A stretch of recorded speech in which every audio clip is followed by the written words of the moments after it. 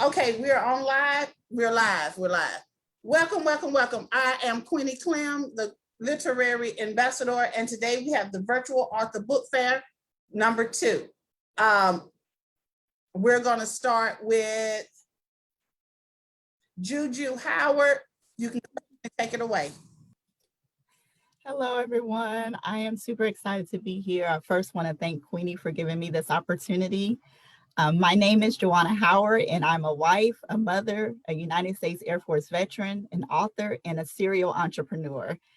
With 18 years of experience in training and development, public speaking, and career consulting, I have published several nonfiction books and a variety of online training material. My books are focused on enhancing your everyday skills.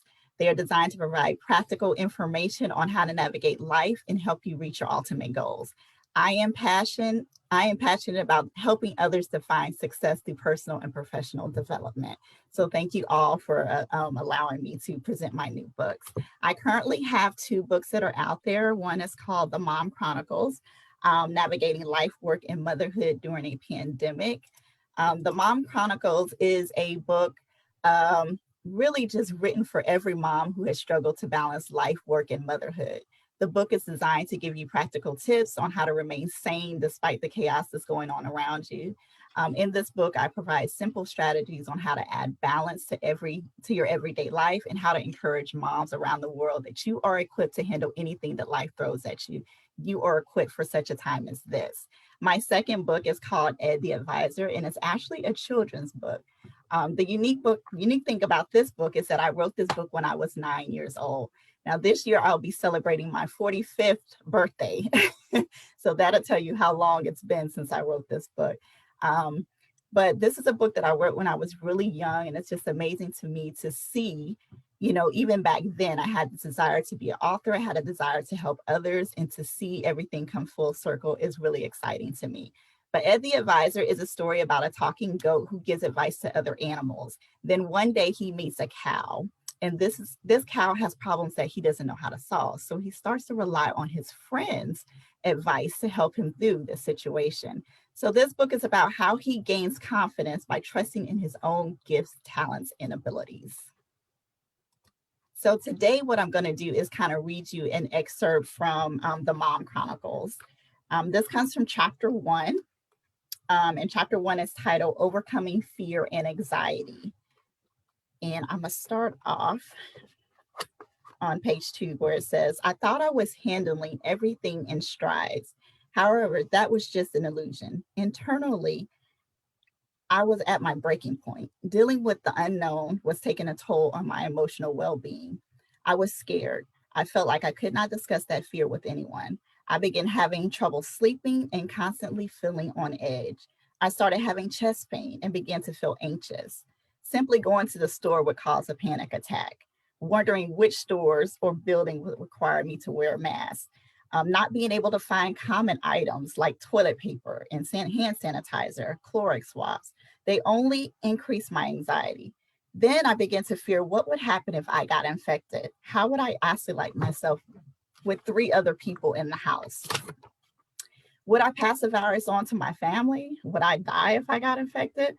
I know this sounds crazy, but my mind had traveled to a point of no return. I felt like the whole world was on my shoulders, and it was overwhelming. I pretended everything was okay, and honestly, I was so busy trying to adjust to the new normal that I had no time to take care of myself. My tank was running empty, and I was about to have a mental breakdown at any moment. Then it happened. One day I was standing in my kitchen, and the tears began to fall, and they would not stop. I cried because I was scared. I cried because I was anxious. I cried because I felt alone. That was the day I realized that I had to start taking care of myself. I had to find a way to overcome the fear and anxiety and learn how to live again. That day, I decided to give fear a new name, facing everything and anything realistically.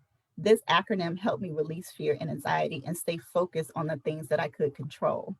Here are the things I did to overcome my fear and anxiety. Number 1 is to just breathe. Number 2 is to focus on the things that are within your control. And number 3, take control of the situation. Do not let the situation take control of you. Thank you, guys. Okay, Juju, can you tell us your social media accounts and your PayPal and your Cash? Okay, so everything is listed on the screen. I hope you guys can see it. You can go to my website at joannahoward.com, and that has all of my social media sites as well as where you can purchase my books from. Thank you so much. Next, we have Gloria Sanders. Hello, everyone. I wish everyone a blessed Saturday. And thank you so much, Miss Queenie, for having me and all the lovely authors that are here today. A little bit about myself. I started off as a poet under the pseudonym of Desire for Fire. I moved into the area of Las Vegas where I performance poetry, spoken word, and then moved a little bit into the literary world, into what was my love, which was authorship and creating novels. I've been working on a project of fantasy, which is my genre, creating characters of color into that genre, which is specifically pretty much non-colored issued. And I wanted to do a little bit more of putting my take of that into the fantasy genre world. So in that aspect, I've created about 7 books that specifically delve into, like, the Lord of the Rings type fantasy type world. I started off with the Kyandra saga, which was the Guardians of Rim, which would give you like a little prelude of how I created these characters. Kyandra is the main character, and she starts her own part 1, part 2 series, and then she goes on into what is considered the Blood Redstone. So that's a series that goes about 5 books deep, and right now I've only finished a total of 3 of the 5. I broke off because, as most authors do, we don't kind of stay on the same work in progress.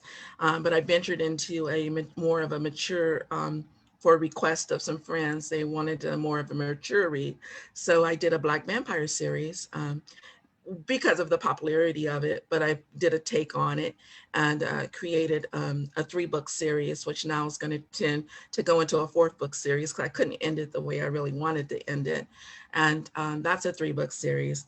And then I have a standalone of short stories, which is the hero in mind, with all takes on these Black characters and their idea of what their hero was.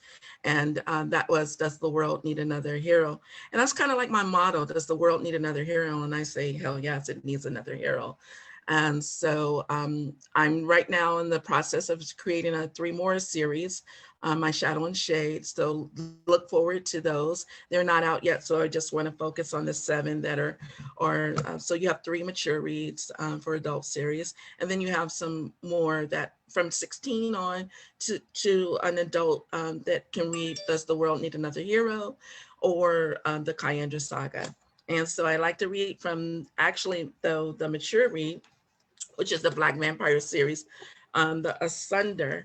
And I'm going to start off. And thank you again. My view out the window was a scene I didn't recognize. My dad wasn't driving on a freeway. We were driving up some winding road on the backside of a mountain because I could see rustic orange telltale signs of the Golden Gate Bridge Tower just to my left before it disappeared amongst the dark and storm-filled clouds. The world sped by. A metal 3-foot railing was only a blur. It was also the only thing that had separated our Range Rover for topping over the side of a mountain. As I leaned over and looked out the opposite side of a window, I wish I hadn't. Dad was speeding. I braced myself against the back seat, wondering what was up. Dad had never ridden so recklessly before and focused on my parents' conversation to keep the panic from overtaking me. Nike needs to be told sooner or later, Miles. My mom's voice still reached me, but barely, over the roar of the car's engine. Miles, can you slow down? You'll wake her. My mom's voice had risen a little, but still not by much. She's already awake, aren't you, Angel? My dad took a moment to look over his shoulder, and I pointed to the front. Dad, keep your eyes on the road. Oh my God. Dad winked at me, but he didn't do as I suggested. I gulped, took a sneak peek at the speedometer. 80 miles per hour, up a winding mountain road with raining like crazy, almost dark. Nice. My mom turned back to me and looked at me and pointed, seatbelt. Yeah, sorry, I said. I pleaded my case. I really wasn't sorry though, but I figured it was my way of rebelling again. I hated the notion of my body restricted, unable to move. Safety and seatbelts were the faint of heart. I was fearless. At least I wanted to believe I wasn't fearful of fatally crashing to my death. Even my dad was upping the ante a little. But still, I heard right about my dad saying earlier. I wanted to ask, crazy, right? Portals? Hey, Dad. He never answered. As a heavy thud, accompanied by the SUV's tires leaving the unpaved road for an instant, caused my dad to slam on the brakes. It was a body. It was a man. He had landed on the hood of the Range Rover with a crazy gleam in his pitchback eyes. He peered into the windshield as his eyes locked with mine. Christ, my dad yelled. He jerked the steering wheel hard right. The rain-drenched road only worsened as my dad fought the steering wheel to regain control, but it was too late. The road was too narrow, and the speed at which the SUV had been going didn't help as the front bumper impacted with the mountainside and sent the Rover careening towards the precarious metal railing. I hadn't been able to out-yell the brakes, but I tried. Simultaneously, I made a sad attempt to grab the back of my mom's seat, but the Rover went into the tailspin and sent my body sprawling toward the opposite side. Oh, I cried as my shoulder impacted the door. At the same time, I smacked my head against the passenger window. And the Rover jumped the non existent curve, leaving the front of the car preening into the gaping abyss. The back tires caught, the barrier stuck, and the spinning wheels still grated against the metal railing. I had been 100% certain that the SUV wouldn't hold.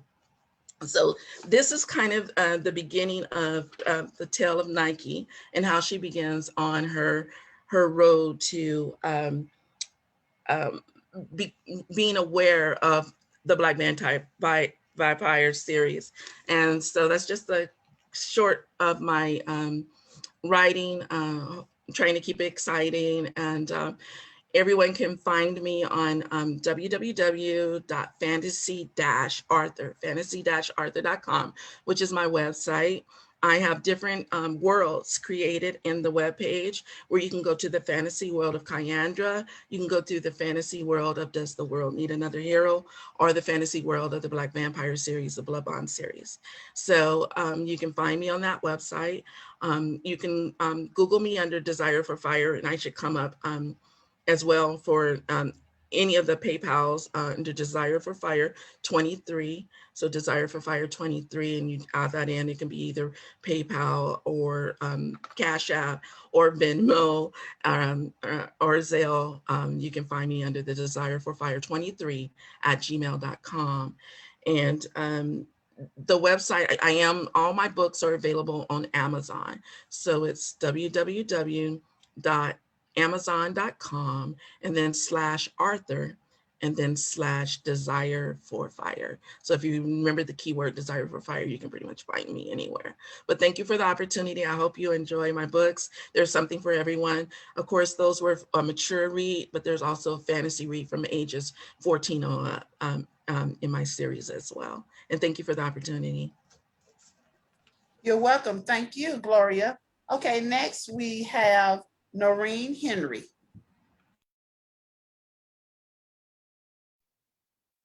Greetings, everybody.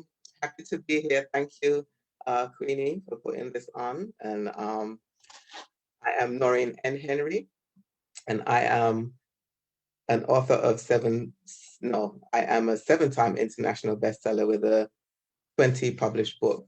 I'm a coach, author, and speaker, and a founder of Victorious Living Culture, where it's a Victorious Living movement. So I have going to share 4 books with you today. So the first one is, Are You in God's Will or Not? Do you know that you have to choose? And so this is the very first book I wrote, and this is actually a second edition. And the purpose of this book was, why I was led to write this, was because it's twofold. One was I was living independently of God and didn't know how much I needed to choose. And when we don't choose God, we're in Satan's will. But so many are unaware of that. So that was one reason that I was led to write this book. And the other one was to explain the difference of how your life is when you're in God's will versus how it is when you're in Satan's will. So that's what, are you in God's will or not? Do you know that you have to choose? So that's one. The second one is Victorious Living Guide to a Happier Life. And this one came about as a result of the experiences that I have gone through and how I have overcome using the different strategies and guides and to overcome and to be living my best life now, and knowing that we can stay in joy, peace, and happiness regardless of the circumstances, because we're going to have tribulations, we're going to have trials and tribulations, but it's how we handle them. And we can handle them with using, being equipped to handle them. And we can still be enjoy peace and happiness as we go through, because we have to go through in order to overcome. That's Victorious Living Guide to a Happier Life. And with my books are to help people. It's not just like they will include my stories, but it gives steps as well and ways to overcome. It's not just about my stories, it's to help people, because we can live our best lives now. Like for me, I didn't know many years ago, I didn't have the tools and years ago. And so I'm helping other people with that. So a third one I'll share with you today is it's a 30-day journal of the daily thoughts. And this one came about because our thoughts and our words form our world. And when we don't know how deep it is, how important it is to make sure that we have the right thoughts and be speaking the right words, we actually put curses on our lives with our own words, and our words frame our world. So this journal, I was led to do this journal so that you can track your thoughts for 30 days. So you write your thoughts down for 30 days. It gives instruction. And at the end of the 30 days, it's going to determine where you are with your thoughts. And then you will know which way to go. You'll know what to do. Make sure that we have the right thoughts and speak the right words. What I say is we either give Satan words to work with, or we give God the words to work with. So we have to make sure that we're giving God the words to work with. The fourth one that I'll share with you today is my story. Food addiction, the struggle has been real. It started with emotional eating, and then it progressed to food addiction. And I was stuck in that for many years until I overcame the emotional eating and overcame the food addiction. And I'm still working on my journey. I'm going to read a bit from this one.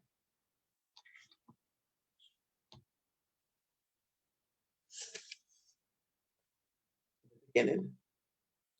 More than 5% of the population may suffer from food addiction, according to one study. Food addiction occurs in almost 7% in women and 3% in men. Food addiction occurs in 2% of under normal weight people and 8% of overweight or obese people. And this came from food addiction site SciGuide.com. After all these years, I had food addiction. It never occurred to me that I was addicted to food, let alone that there are statistics about it. I couldn't believe that I became an addict. I was a slave to food. I was a slave to the addiction.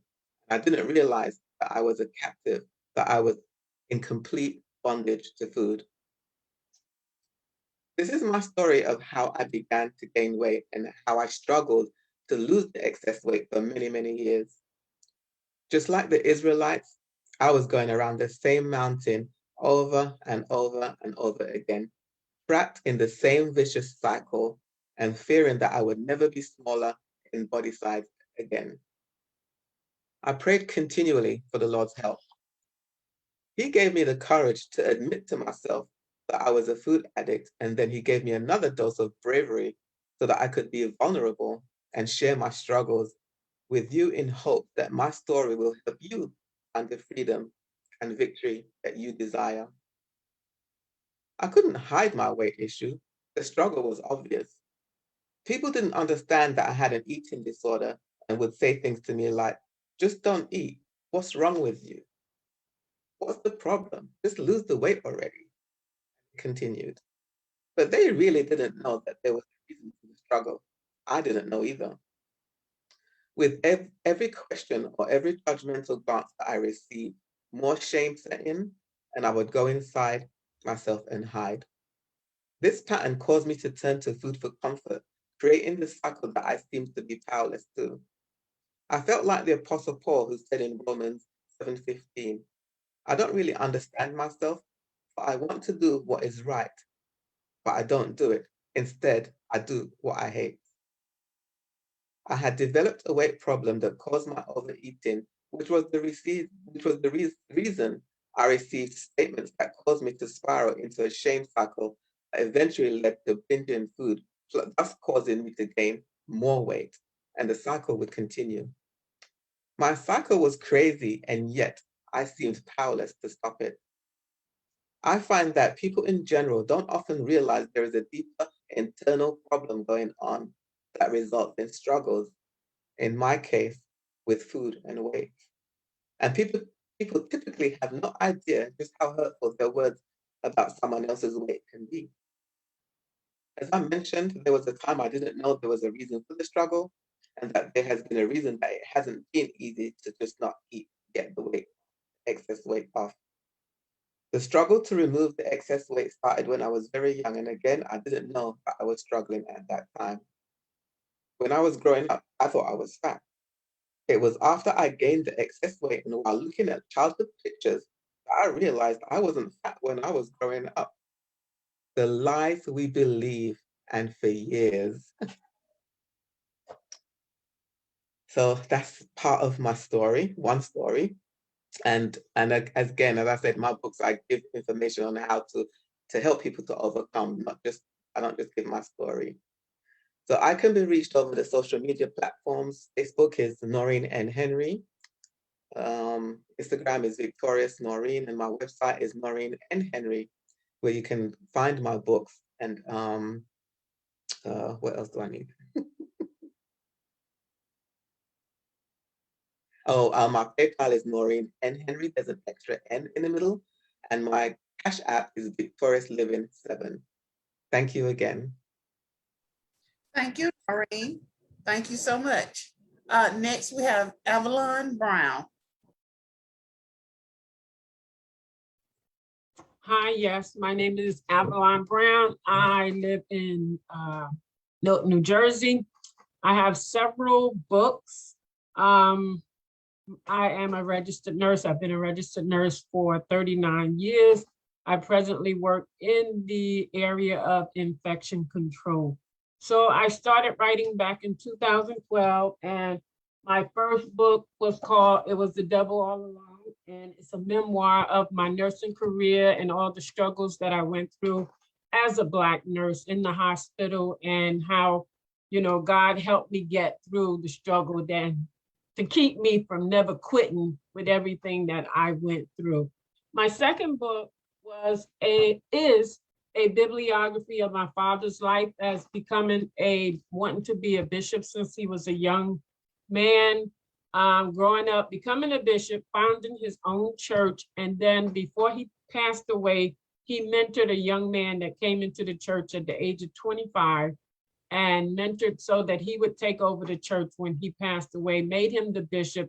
So he's still carrying the church, and he's now 67. Then my next book, one of the senior members in church was telling a little story about how she went to her basement looking for her boots, and she thought she saw some mouse droppings, and how she ran upstairs to the husband to get rid of the mouse. So I just kind of made a story out of her story. Then I was at a book expo, and I ran into a teacher who asked me, had I ever started, do I want to write children's books in my field, which I really wasn't adventuring into children's books. I just did that one little one about then there's a mouse in the house, and I was going in another direction, which made me started thinking. So I took the idea of my grandchildren. I have 7 grands, 2 great grands, and I started writing books, making them the characters. So the first book I wrote was Mommy, Why Do I Have a Cold? It's about a little girl who can't go to school, and she's upset because her mother told she's coming down with a cold. She wants to know, where do colds come from? So her mother goes and get the grandmother, who's a nurse, and to explain to her how different colds can occur, where she might have caught the cold from, and how, colds can spread amongst the children and germs. And it's like, I did a lot of pictures in the book just to show different things. And my next book was about a great grandson, and it's called My Dad and the Big Machine. His father is very young. He's 25, and he found out that he had high blood pressure. He ended up on the dialysis machine. So they used to spend, well, they still do, spend a lot of time together. But during the time when he got sick, they couldn't go to the movies every weekend like they normally was. He wants to know what's going on with his father, because he decides to do dialysis at home. He want to know what this big machine is all about. And he gets very nervous for his father. But once the father explained to him how this machine is going to make him feel better, and he can, they can start going out again, then the little boy becomes more relieved, happy that, he's accepting this machine being in the house, so to his father. My next book is called That Needle Is Not For Me. Each book is, my grandchild is the character in the book. This is one of my other grandchildren who hates needles. When she goes to the doctor, she hates to get needles. She's just scared of needles. She's always cutting up. So this book was about her and how the doctor has to convince her that she needs this vaccine in order to get back into school. My latest book is called The Church That I Love. This is one of the grandchildren who really loves church. She likes going into church, singing, and just, going along with the congregation, clapping. When the pastor gets up, she gets a little drowsy, but then once the choir gets up, she's back at it. So I'm going to just read a little excerpt from That Needle Is Not For Me. Finally, the nurse called Brooklyn's name and took her into the exam room. Brooklyn looked back to make sure that her mother was coming behind her. The nurse helped Brooklyn up on the exam table. The nurse let Brooklyn know she has to get her temperature and blood pressure checked before the doctor comes in. Dr. Blue came into the exam room and said, "Hi, Brooklyn. How are you today?" Brooklyn responded, "Fine, Dr. Blue." Dr. Blue told her he has to do an examination on her. After he did the exam on her, he let her know, "This visit is going to be different because I have to give you a vaccine." Brooklyn looked at Dr. Blue and began to tense up. She absolutely hated needles and did not want to take a needle this one day. So I have a picture. Each page, I have a picture of the doctor talking to her. By the look on Brooklyn's face, Dr. Blue knew he wasn't going to be able to give Brooklyn this needle without a fight. When Brooklyn saw the doctor holding the needle, Brooklyn looked at Dr. Blue and shook her finger and said, No, that cannot be. I know that needle is not for me. I don't want a needle today. Please, please take it away." So the doctor has to convince her to have this vaccine. So all my books, they are available on my website under author@avalonsb.com. You can find them also on Amazon. If you look up Avalon Solette Brown, all of my books are available on Amazon. I'm on Facebook under author Avalon S. Brown. Thank you, Miss Avalon, so much. Okay, next is Candace Wheeler.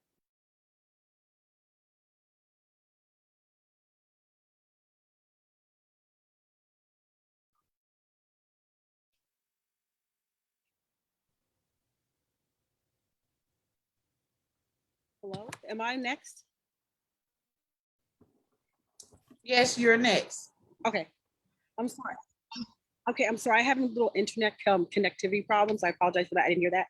My name is Candace Waller, and I'm a book publicist and I'm an author. I started out as a journalist. I worked for newspapers for many years. Then I went to NYU and got my master's degree in digital publishing, and where I started promoting like a lot of Christian authors, like, T.D. Jakes and people like that, because I worked for Time Warner. And then I started to write my own stuff. So I have a Christian novel out called What goes around comes around. And I'm currently promoting another author. It's called 31 Spiritual Jewels. It's by Robert Black. And this author is very true to my heart because he found God in prison. He spent a lot of his time going in and out of jail. He spent a lot of his time on drug addiction most of his life. And he just felt lost. He just felt lost. Like he couldn't get it together. His family prayed for him and they tried, but you have to be ready to change. And he wasn't. And while he was in prison, his last stint, he lost his sight. So God took his sight and said, I need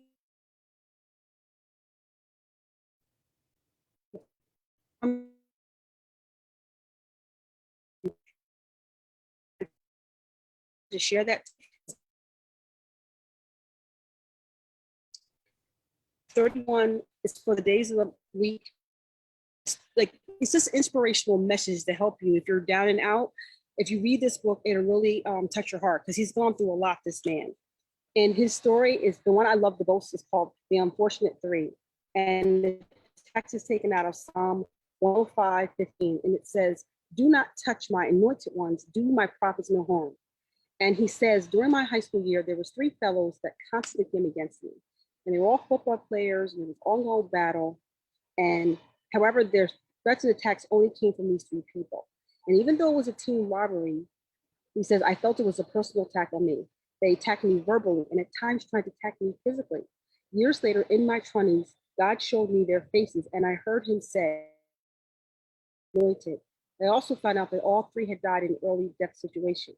And then he has a reflection and he says, as I reflect back, I understand how these episodes of attacks were from Satan. They were designed to completely destroy me off the face of the earth, to tear me down, to make me walk away from God that had planned for me. And when God has a calling on your life and people disrespect you or try to harm you, the Spirit of the Lord will raise up a standard against any and every opposition, as stated in Deuteronomy 28. The enemy sees our future, but no man can pluck us out of God's hands. And he has like 30 or more of these powerful messages. So his book is available on Amazon, and you can also find him on Facebook at Robert L. Black or at 31 Spiritual Jewels. So he's someone who I'm promoting right now because I'm also, being an author, I'm a book publicist. And I've written a Christian romance novel because I love love, but I want to know Christian love. So I'm writing books about how people who believe in God, how they deal with love. You know, we still have the same problems as everybody else. I'm not going to lie to you. And sometimes we forget that we're Christians and we act crazy and God has to kind of bring us back. And in this story, my character's name is Nicole Gonzalez, and she's a gospel singer afraid to sing. She's afraid of everything. And she's been with this man since she was a teenager, and it's not working out. Like she's tried everything to get him.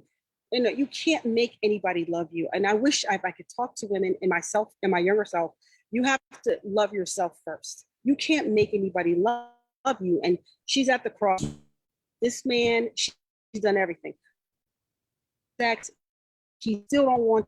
So this is the first book. There's a second book out that'll be out later in the summer called Good Things Come. But I just want to read you a quick snippet of this, of where she is when we first see her. And when you see her, like this is a insert of her. I'll just set it up. She's fighting with the other woman. And the other woman has the nerve to come to her house, you know, all this drama. We're Christian people, we still have the same drama. But and if she realizes that when she trusts God, it'll work out. But right now she's ready to fight. And so she sees the woman and she says, this woman yelled, my hands balled and the fist at my side. Stop overreacting, Nikki. I didn't bring Stella to your home. I left her in the car. Ricardo, the ex-husband, is like trying to calm her down. Is that supposed to make me feel better? You got in one of your life specials for my house. What is wrong with you? What's her problem? Stella says, looking me up and down. It took all my reserve not to lash out. I stretched my fingers several times, a relaxation technique I learned in class. My problem is I'm sick of his trifling ways and trampy women disrespecting me in my home. That is my problem. I know who you are. You're the woman who hangs up the phone when I pick up the line. You're the woman who drives down my house several times a day. And you're the woman sneaking around with my husband, I yelled, glaring up at her. I ought to snatch that wig and beat some sense into you. Stella pushed Ricardo aside. She looked me up and down before speaking. First of all, you don't know what you're talking about. And second of all, Ricardo jumped between the two of us, cutting Stella off. Stella, just get back in the truck, Ricardo said, giving her a shove toward the door. I will be done in a minute. Dang, all you women are trouble. So this is just a quick snippet of where we find her. And from here, it just goes downhill. Like she's like fighting with the husband, fighting with everything. And she's trying to hold on when God, she, and I know I myself like Nikki, my main character, who's like fighting. So my books are available at Amazon too. I'll drop the link in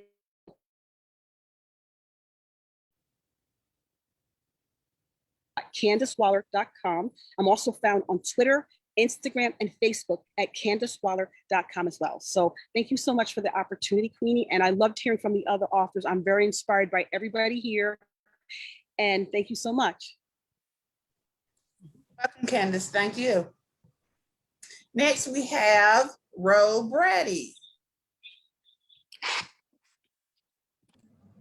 Hi, Queenie. I too want to thank you for the opportunity of being on your show. You really do support us indie authors.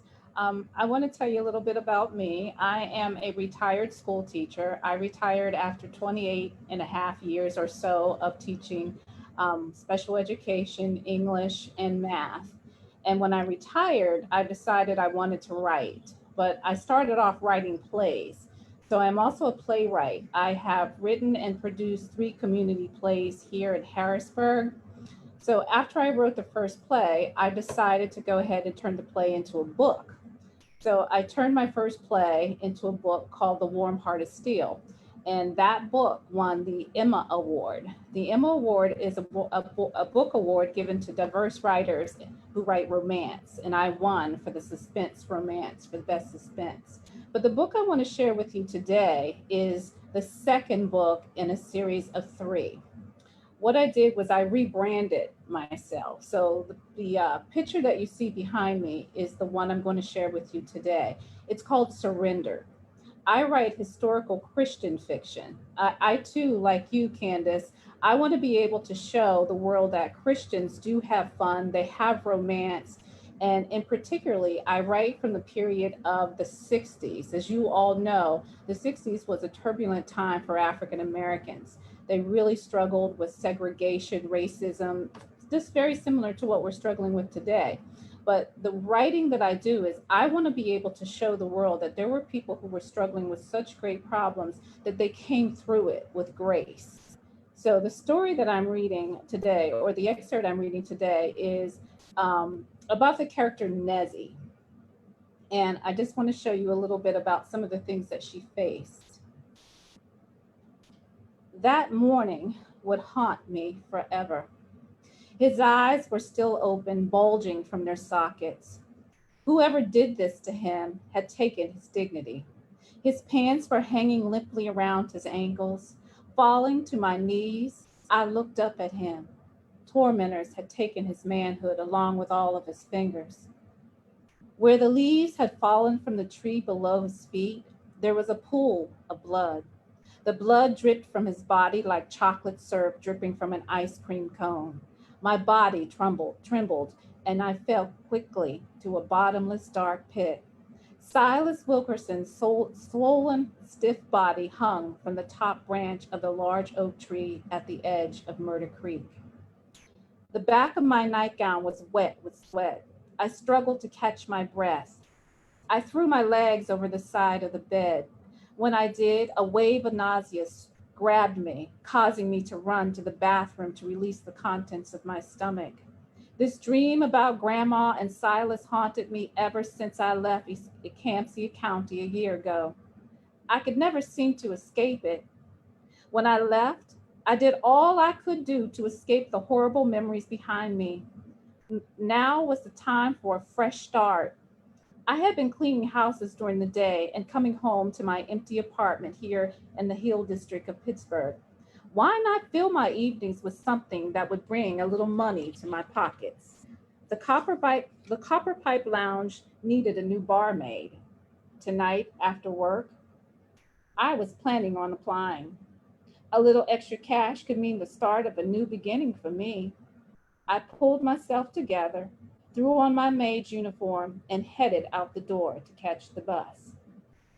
So these stories are written in three parts. There's three books. They're very short books. They're novellas. They tell the story of a woman and a man who meet under some traumatic incidents. I'm not going to tell you too much about them, but they are also available on Amazon.com. You can reach me on IG at Row the Literary, and you can also reach me on Facebook under RowBraddyProductions.com. What else do I want to tell you about myself? I think that's it. Thank you. All right, Miss Rose, thank you so, so much. And next we have Reverend Nathaniel. Well, thank you, Queenie. Thank you so much for having me again on one of your platforms. You do a fantastic job, and I feel honored to be with all of the wonderful speakers today. Tremendous writers. You inspire me. I feel like I got to sit down and write something. Anyhow, and I am Nathaniel Gaston, born and raised in Harrisburg, Pennsylvania. The founder was called the Writer's Word Shop, and we're on every Friday evening on Facebook Live through The Voice 17104 Harrisburg. If you go to that, you can join in, and we're on Zoom. So if you want to, come on, and I hope all of you will, especially through the outreach of Queenie there. Queenie's brought us a tremendous array of writers over the last year or two, and we've enjoyed every last one of them. And so we invite you to come out on a Friday night and join in with a family of writers. Started that in 1977, so we've been around for a while. I think it's been about 44 years now. And we pretty much have done every Friday night for 44 years. It's been a lot of fun.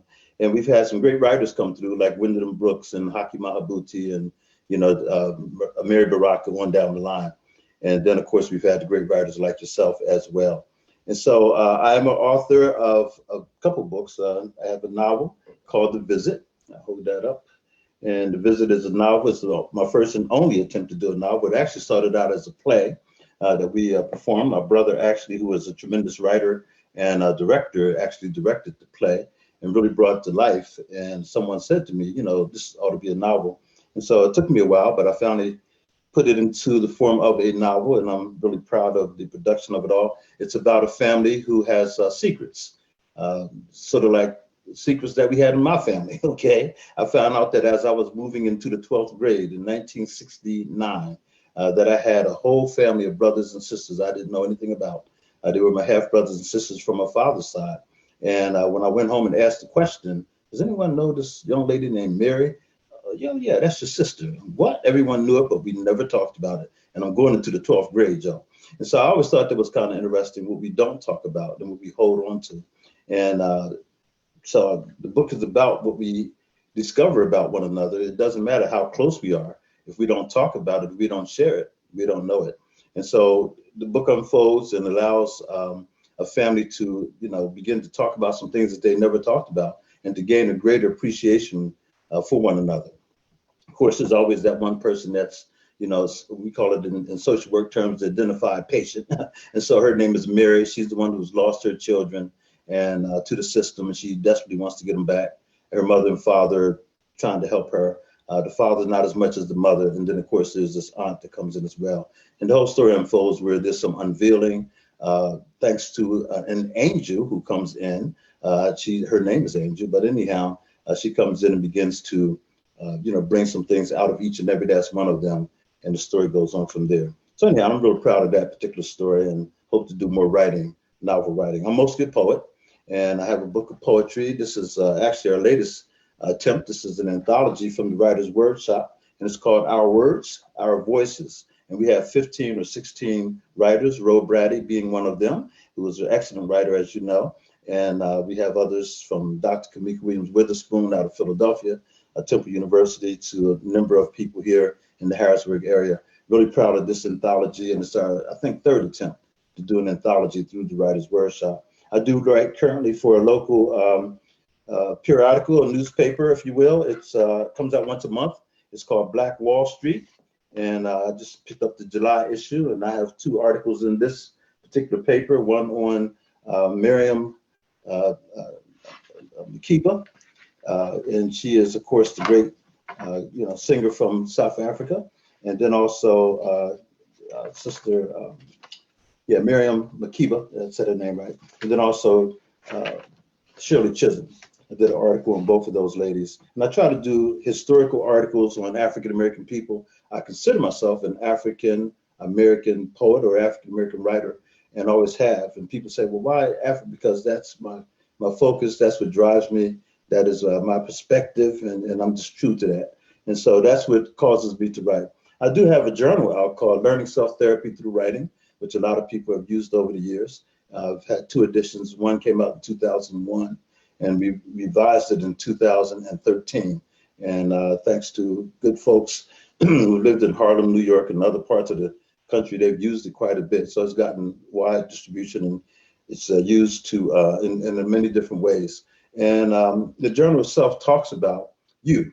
It's all about you. It's about the 4 bridges of life that we have to cross. Excuse me, the first bridge being the bridge of I am, how you define yourself. Who are you? Not what your parents say, not your friends, whoever else. How do you define yourself? So that's the bridge of I am. The second bridge is the bridge of I can. What do you know? You are absolutely sure that you can do this, however small or however large that might be, but you know you can do this. I can. And you say that to the world, and you display that to the world. And then the third bridge is that bridge that I think many of you are displaying, all of you are displayed today, and that is the bridge of I can. I want to. And the I want to bridge is the bridge of passion.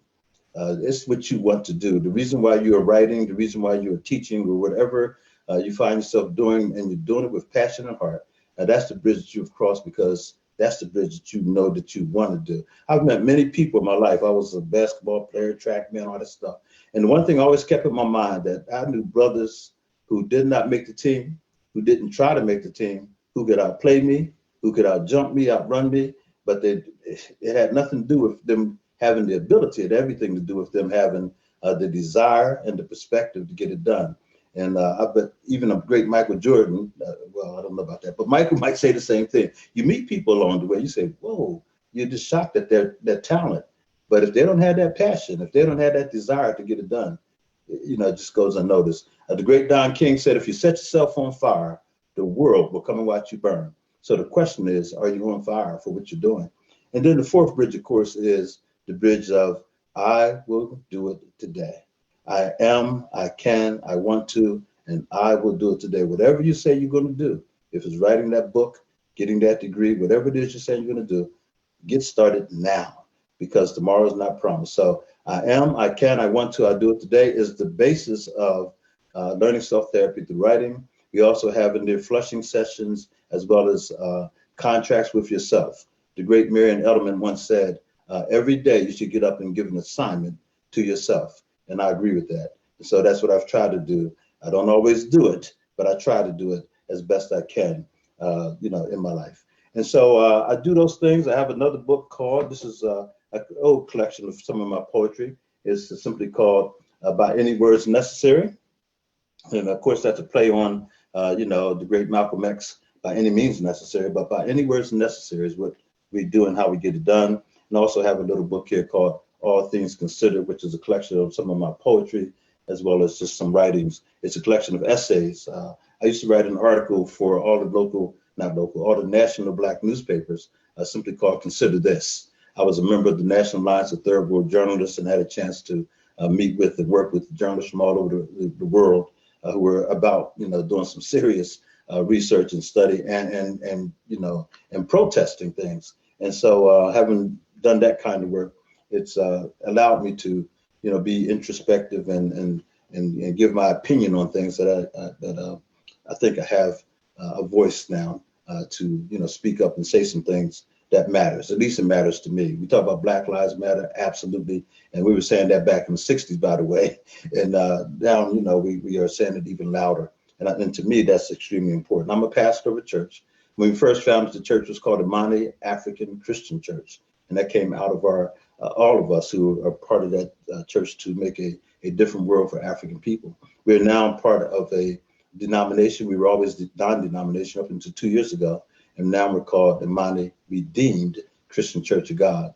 And the reason why we joined this denomination, because this denomination was founded in Nigeria back in the 1950s, and we're part of a church called Living Springs Redeemed Christian Church of God. They have about 1,000 people that show up every Sunday morning, and we actually rent space from them. And all of those people, save maybe one or two, are from the continent of Africa, mostly from Nigeria.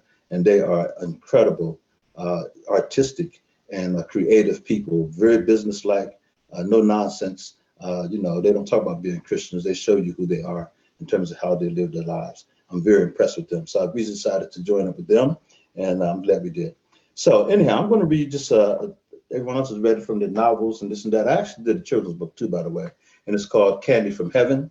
And it's a little book about a young man who just is riding his bike, having fun, and a grumpy old lady who is kind of lonely, and she's protecting her lawn. She doesn't want any kids on her lawn and this kind of thing. And somehow they're coming together and meeting up, creates this, loving relationship.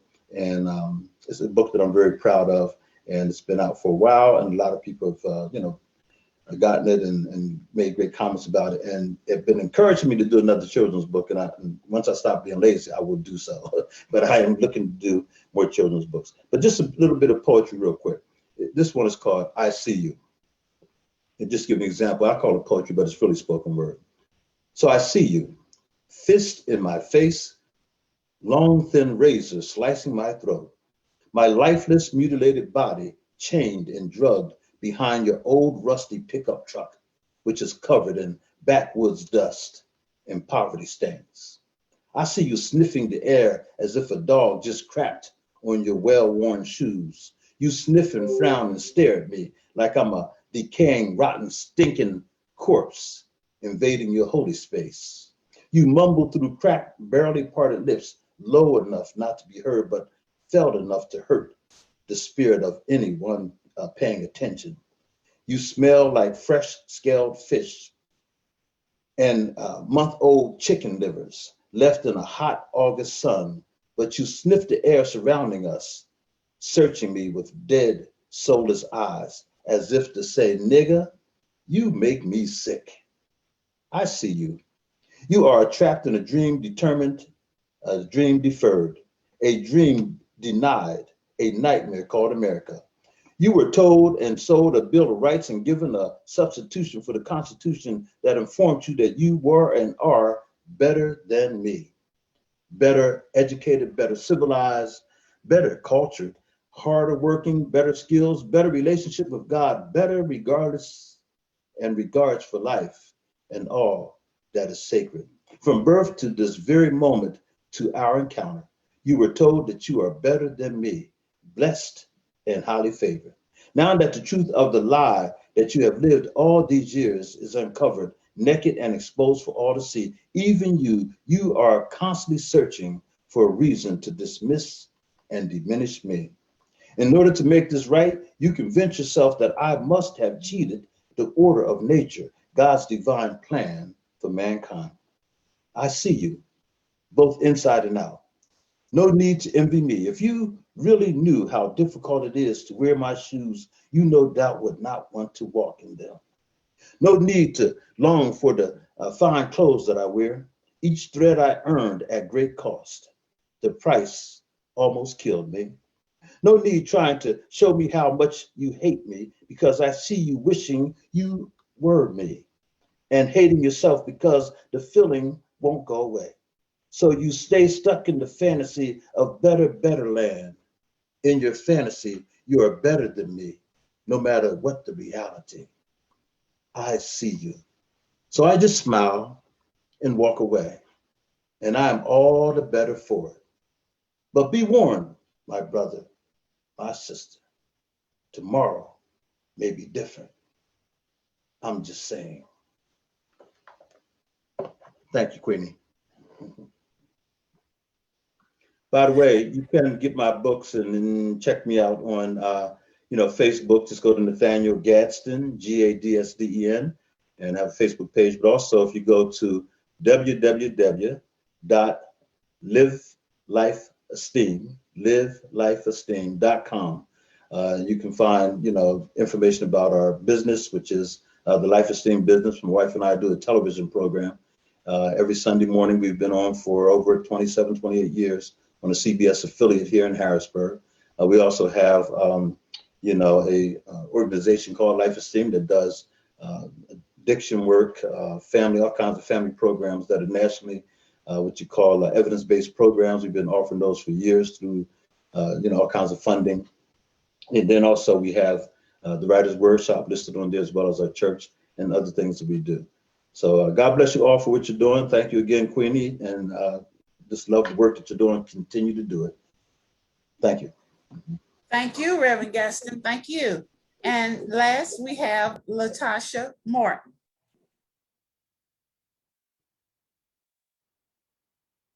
Hi, thank you for allowing me to join your program. I just want to say before I even start, all of your books sound absolutely wonderful, and I'm just honored to be here with all of you.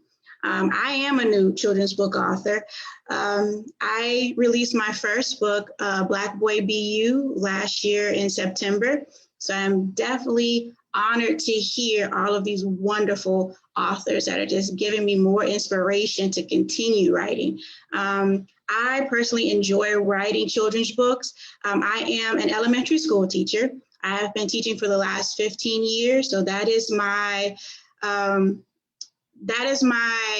reason for writing. I enjoy when I speak to kids, kids give you wonderful stories that you don't even ask for. So some of those stories are, teachers are used to hearing them, but not a lot of other people are used to hearing all of their colorful stories. So I'm also a mother of 2 boys. So definitely speaking with my sons gave me the inspiration to write my stories, and definitely gave me the information that I needed to create these stories. Just like most of you, my stories are written about my family.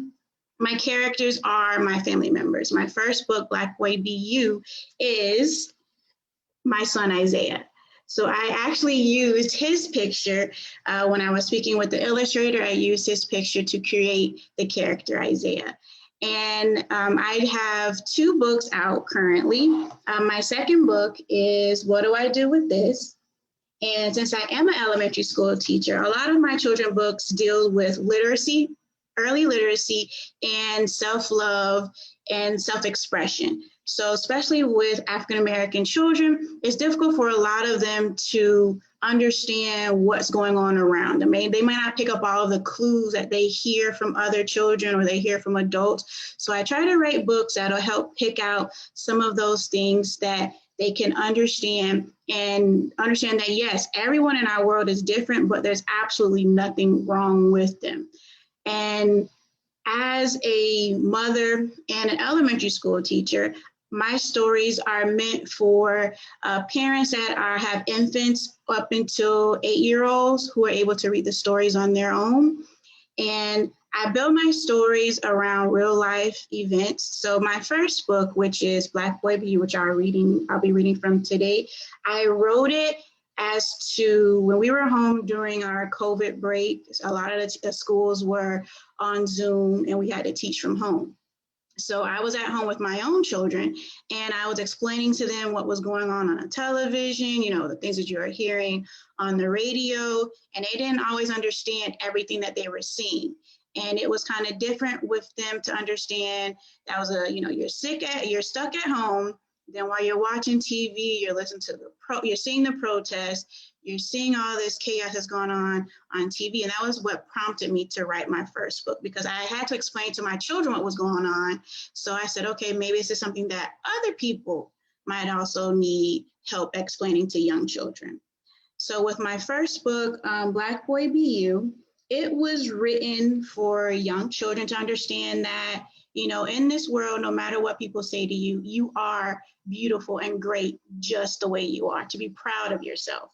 I do have my third book coming out, which is a sister to this. And since I am a boy mom, of course, all of my books are around boys.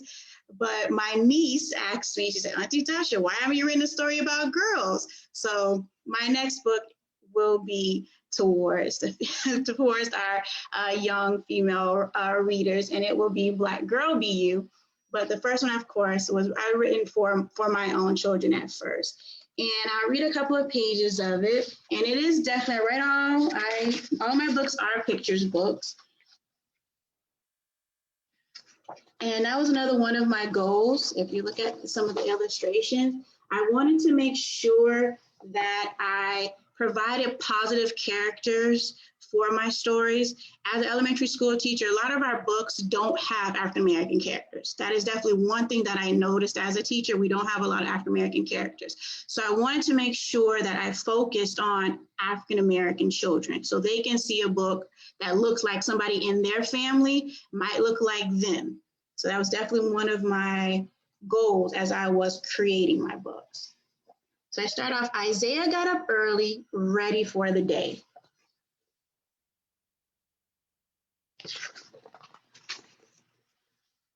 I'm ready for the park, Isaiah yells to his mom as he puts on his shoes. Every Saturday, Isaiah and his mom walk to the park. I wanted to make sure that our characters have features that we also have. Darker skin, thicker hair that they can relate to in their own family. Park day, I love park day, Isaiah sings as he bounces up and down the street.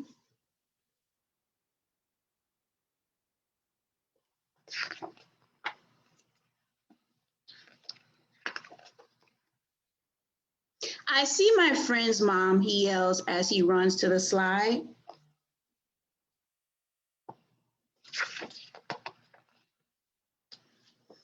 You can't play with us, a new kid screams.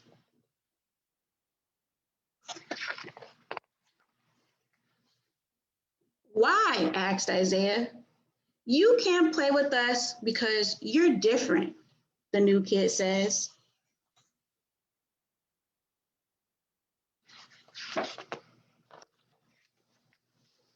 Different?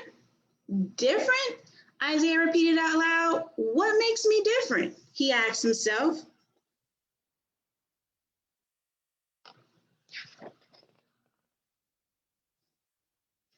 My nose is a little bit wider and my lips are bigger than my friends, but that's okay. Black boy be you.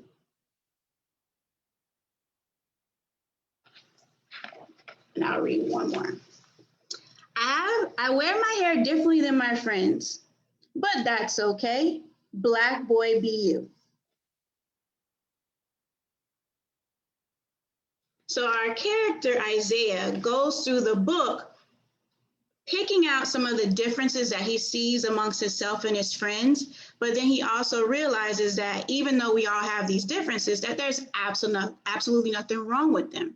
And also throughout the story, his mother provides him with some comfort of teaching him that, yes, sweetheart, though in the world, everybody's different, but there's absolutely nothing wrong with it. That's what makes you special. So my first book was definitely about self-esteem, self-love, understanding that in this world that everybody isn't expected to be the same. And there's nothing wrong with you being the way you are. And then my second book, which is What Do I Do With This, definitely relates to my elementary background. It's about early literacy. Understanding that, a book is not a punishment. A book is something that helps, something that improves. And it goes through explaining to the same character, Isaiah, about the importance of the book, the importance of a book, and the importance of reading and the beautiful creations that come from reading. Increases your imagination, increases your vocabulary. So his family goes through the story of the afternoon with teaching him the importance of a book and what you actually do with it. So a lot of my books are definitely towards younger readers. And that is my goal, is to create material, create literature, one that children would love to pick up. We don't see a lot of characters with a big, wonderful Black boy in front of it. So they will go through the store or look online and pick it up and say, oh, wow, what is this about? Because it looks like them. And then also understanding that there is joy in reading. So it's not just for school, that you can read at home and you can find some value within that book that, can open dialogue within parents and their young readers to ask them, okay, how do you feel about this? Did this happen to you? Have this happened to you before? Because we've had instances where we've taken our child to a park and they got into an argument with the child and they come back to you crying and we don't know why. So we have to go through that whole discussion with them. So that's the same thing within my book, that you can open up a dialogue with your child at home to see where they're at. Because we just, kids always say nothing's wrong, I'm okay. But it's not until you actually sit down and talk with them to understand how they truly feel. So that's the purpose of my books, to open up a dialogue, not just at school, but also at home, and to see your beautiful Black face in a book. Whether you're male, female, just understand that I have a cousin that looks like that. My brother, that could be my brother. My brother does that a lot. So that's my goal with all of my books. I have my website, Martin's Children's Books, and I do sell my own books on my website. They also can be found on Amazon and Walmart and Barnes and Nobles. And I like to definitely promote my website a little bit more, because within my website, as my teacher background, that I provide lesson plans with all of my books that I create. So I make them myself and I provide where you can use them as a homeschool activity, or you can use them in the classroom also. And I provide activities that go along with the books, some comprehension questions, and I also provide free coloring pages that go along with the book. So all of these activities that I have created are free for anybody just for purchasing the book from my website. But there are other websites that you can purchase from. But definitely check out martinchildrensbooks.com. And you'll have the opportunity to get all of these freebies just from purchasing from my website. On Facebook, I am Martin's Children's Books. And on Instagram, I am LM Children Books. And I just want to thank you once again for allowing me to join you on this platform and definitely give me an opportunity to share my children's books. Thank you. Thank you, thank you. I would like to thank everyone on the panel today for coming in and participating in the book fair. And for you readers out there, you have a lot of books to pick from, all genres. So go out there and purchase their books. They will be putting the links in the comments of this live. And again, thank you, thank you, thank you. I'm Queenie Clem, the Literary Ambassador. Have a blessed day. Bye, everyone.